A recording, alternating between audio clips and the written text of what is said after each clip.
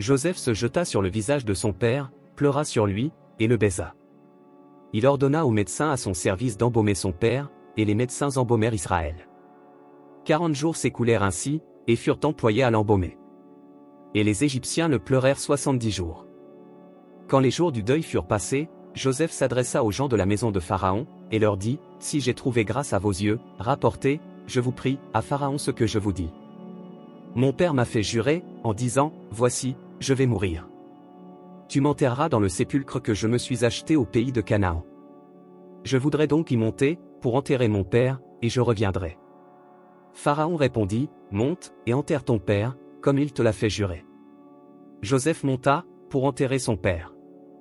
Avec lui montèrent tous les serviteurs de Pharaon, anciens de sa maison, tous les anciens du pays d'Égypte.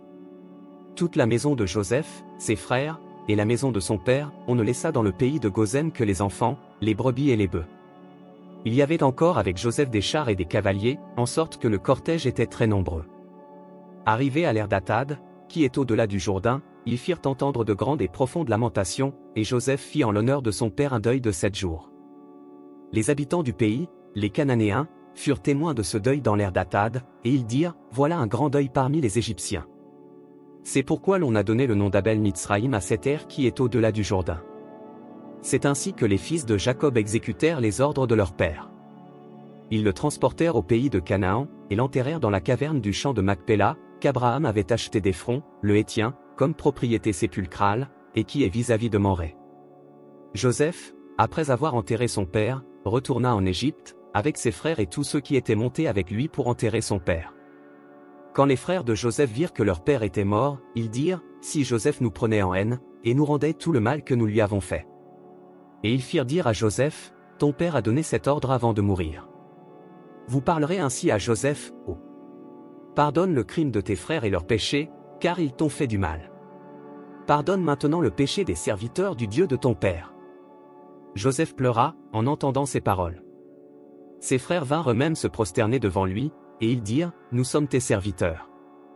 Joseph leur dit, soyez sans crainte, car suis-je à la place de Dieu? Vous aviez médité de me faire du mal, Dieu l'a changé en bien, pour accomplir ce qui arrive aujourd'hui, pour sauver la vie à un peuple nombreux. Soyez donc sans crainte, je vous entretiendrai, vous et vos enfants. Et il les consola, en parlant à leur cœur. Joseph demeura en Égypte, lui et la maison de son père. Il vécut 110 ans. Joseph vit les fils d'Éphraïm jusqu'à la 3e génération, et les fils de Makir, fils de Manassé, naquirent sur ses genoux. Joseph dit à ses frères, je vais mourir. Mais Dieu vous visitera, et il vous fera remonter de ce pays-ci dans le pays qu'il a juré de donner à Abraham, à Isaac et à Jacob. Joseph fit jurer les fils d'Israël, en disant, Dieu vous visitera, et vous ferez remonter mes os loin d'ici. Joseph mourut, âgé de 110 ans.